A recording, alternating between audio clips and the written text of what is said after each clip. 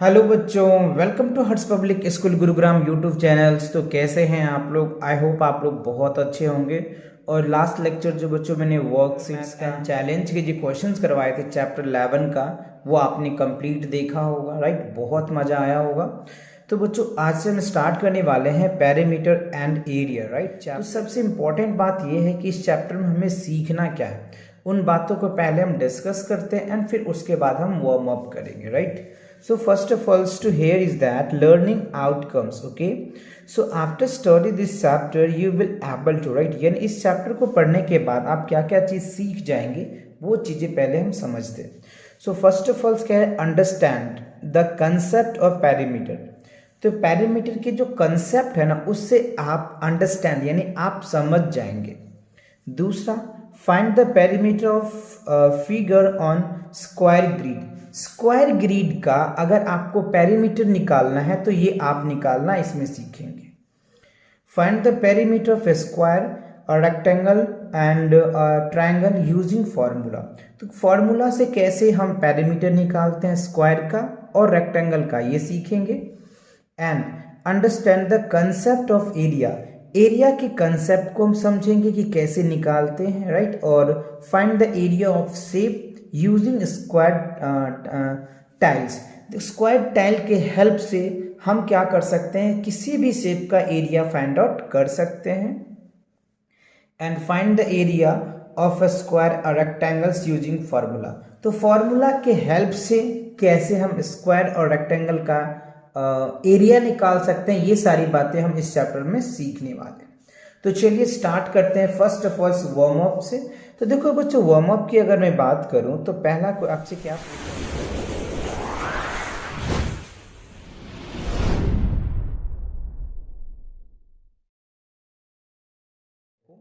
Find the perimeter of the following figures. तो ये जो आप फिगर्स देख पा रहे होंगे, है ना, ये फिगर्स, ये फिगर्स, ये फिगर और ये फिगर जो आप देख पा रहे हैं ना, तो इनका हमें क्या कह रहा है कि आप इनका पेरीमीटर निकालिए। The length of each sides, मतलब प्रत्येक जो इनका साइड्स है शेप्स का, वो 1 यूनिट्स दे रखा। The length of each sides of the shaded square is 1 units. अच्छा, ये जो आपको शेडेड दे रखा है, स्क्वायर दे रखा है, इसका जो है लेंथ 1 यूनिट है। जैसे मान के चलो यहाँ से अगर मैं काउंटिंग स्टार्ट कर रहा हूँ तो यहाँ से यहाँ 1 है, ये 1 है, ऐसे करके, है ना। तो आप इसको काउंट कर लीजिए, उसके बाद आप उससे मल्टीप्लाई कर दीजिएगा, आपका एरिया निकल के आ जाएगा। सॉरी, पेरीमीटर कह रहे हैं ना। तो चलो मैं यहाँ से स्टार्ट कर रहा हूँ। तो 1 2 3 4 5 6 7 8 9 10 11 12 13 14 15 16 17 18 19 20 21 22 23 24। तो टोटल जो लेंथ है ना बच्चों हमारे पास, वो कितना आया? 24 आया। और एक का 1 है तो 1 से मल्टीप्लाई करो, है ना। तो 1 से मल्टीप्लाई करोगे तो क्या होगा? 24 यूनिट आ जाएगा। समझ रहे बात को? तो यहाँ पे क्या आ जाएगा हमारा पेरीमीटर्स? 24 इंटू 1 इक्वल 24 यूनिट आ जाएगा। ठीक है, तो ये आपका क्या बन जाएगा? आंसर होगा। ठीक है, अच्छा अब चलो सेकेंड को काउंट करते हैं। तो यहां से कर लेते हैं। 1 2 3 4 5 6 7 8 9 10 11 12 13 14 15 16 17 18 19 20 21 22। अब इसमें कितना है? 22 है। तो वही आपको करना है, 22 मल्टीप्लाई 1, तो क्या होगा? 22। और यहाँ क्या लिख देंगे? यूनिट। क्यों? क्योंकि यहाँ पे कोई जो है मेजरमेंट की कोई वैल्यूज नहीं दे रखा, जैसे सेंटीमीटर, मीटर, ऐसा कुछ दिया हुआ नहीं है। तो हम क्या कर देंगे? 22 यूनिट लिख देंगे। ठीक है, चलिए आगे बढ़ते हैं। अब देखो क्वेश्चन नंबर 3 में क्या कह रहा है। सेम प्रोसेस तो वही है, ये सारे स्क्वायर ग्रिड है, जो शेडेड है इसके हमें पेरीमीटर निकालने हैं। तो चलो यहां से काउंट करते हैं। 1 2 3 4 5 6 7 8 9 10 11 12 13 14 15 16 17 18 19 20 21 22 23 24 25 26 27 28। तो टोटल क्या है बच्चों इसमें 28 है। तो यहाँ क्या लिखेंगे 28 और इंटू क्या लिखेंगे 1। तो 28 इंटू 1 क्या हो जाएगा हमारा 28 यूनिट आ जाएगा। ठीक है, तो that is the answer of that parts. Okay, अच्छा अब चलिए आगे बढ़ते हैं। इसमें देखते हैं क्वेश्चन नंबर 4 में यही सेम प्रोसेस है। ये जो है बच्चों एफ दिख रहा होगा आपको, है ना।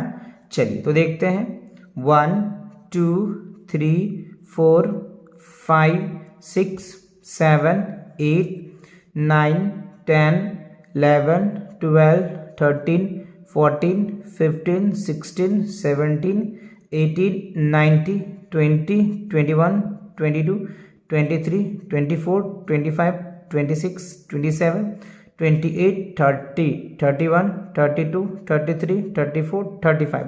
तो टोटल जो बच्चों है ना इसमें 35 जो है ना यूजेज है स्क्वायर, है ना।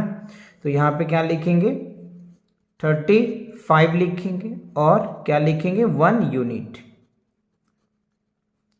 अब आप इसको मल्टीप्लाई करो तो क्या हो जाएगा 35 यूनिट। ठीक है, तो ये क्या हो गया आपका रिजल्ट आ जाएगा इस क्वेश्चन का। तो आई होप ये बातें आपको समझ में आ गया। अगर आपको इस तरीके का जो स्क्वायर ग्रिड दे दिया जाए तो आप इसका पेरीमीटर आप आसानी से निकाल सकते हो। तो टोटली हमने ये सीखा कि पेरीमीटर क्या होता है, यानी किसी भी एरिया को घेरने में कितना हमें लंबाई का उसे लेंथ लगता है, वायर लगता है, दैट इज कॉल्ड पेरीमीटर होता है। जैसे अगर मैं आपको समझाऊं, जैसे मान लो हमें यहां से इस एरिया को घेरना है। देख लो हम घेर दिए इस एरिया को। इस एरिया को घेरने में जितने हमें ये डिस्टेंस को ट्रेवल करने पड़ा ना, दैट इज कॉल्ड पेरीमीटर। समझ रहे बात को। जैसे मान लो इधर हमने 2 गया, इधर हमने 3 गए, इधर हमने 4 गए और इधर हमने मान लो 3 गए। तो देखो 2 3 2 5 5 5 5 4 9 9 3 12, मतलब टोटल हमने यहाँ से स्टार्ट किया और वहीं जाकर के ख़त्म किए तो टोटल डिस्टेंस कितना हुआ 12 मीटर या सेंटीमीटर जो भी कह लीजिए। तो इस प्रोसेस को हम लोग इस प्रोसेस से हम लोग पेरीमीटर निकालते हैं, यानी total distance of any figure is known as a perimeter. जैसे मान लो अगर हम कुछ इस तरीके से डायग्राम्स ले लेते हैं, है ना, टेढ़ा मेढ़ा ले लेते तो पर भी बच्चों कुछ ही नहीं कि ये डिस्टेंस लोगे, फिर ये लोगे, फिर ये लोगे, फिर ये, फिर ये, फिर ये, आफ्टर दैट ये। तो यहाँ से यहाँ तक जाने में जितना लेंथ का आपको वायर लगा या जितना डिस्टेंस आपको कवर करना पड़ा, वो जो डिस्टेंस है ना दैट इज कॉल्ड पेरीमीटर। ठीक है, और एरिया क्या होता है हम आगे डिस्कस करेंगे। तो एरिया क्या होता है, इसके अंडर जो ये पार्ट होता है ना, इसको अगर हम निकालते हैं ना, उसको बच्चों हम लोग क्या बोलते हैं, एरिया कहते हैं। समझ आया। तो अभी तो आपका वार्म अप था, ये आपको समझ में आया। नेक्स्ट लेक्चर जो है बच्चों आपका सेल्फ प्रैक्टिस 12A है, जिसमें हम आपको पेरीमीटर और एरिया के डिटेल कॉन्सेप्ट बताएंगे। राइट, तो इस वीडियो में यहीं तक था। तो मिलेंगे नेक्स्ट वीडियो के साथ बहुत जल्दी। तब तक पढ़ाई करते रहे। All the very best.